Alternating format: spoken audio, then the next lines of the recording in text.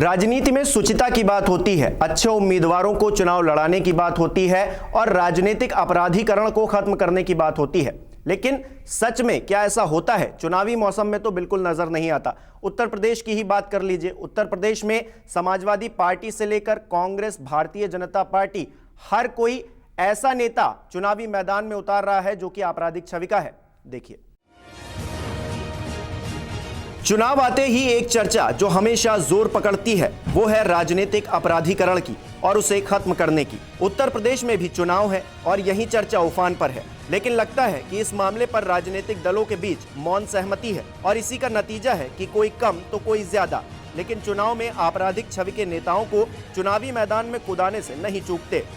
अभी तक चुनावी मैदान में उतारे गए प्रत्याशियों की लिस्ट देखें तो इस बार भारतीय जनता पार्टी के 193 प्रत्याशियों में से 78 ऐसे हैं जिन पर आपराधिक मामले हैं।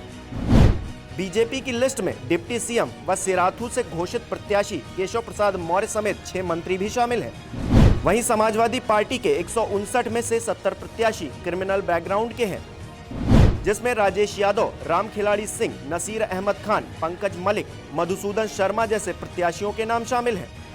बड़े नेताओं का आपराधिक बैकग्राउंड सपा ने फिलहाल सामने नहीं रखा है, जबकि कांग्रेस के 166 में से 35 प्रत्याशियों पर क्रिमिनल केसेस हैं।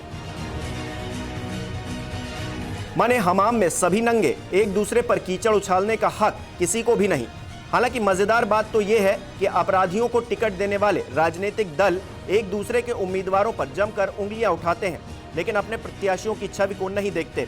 मसलन शामली के कैराना विधानसभा सीट से नाहिद हसन और रामपुर विधानसभा सीट से आजम खान को उम्मीदवार बनाने पर बीजेपी ने समाजवादी पार्टी को घेर लिया, लेकिन पार्टी ने अपने उम्मीदवारों के चयन के वक्त राजनीतिक शुचिता भुला दी और अन्य दलों की तुलना में सबसे ज्यादा दागी नेताओं को मैदान में उतार दिया। लेकिन शपथ पत्रों के सच के आईने में बीजेपी बेनकाब हो गई।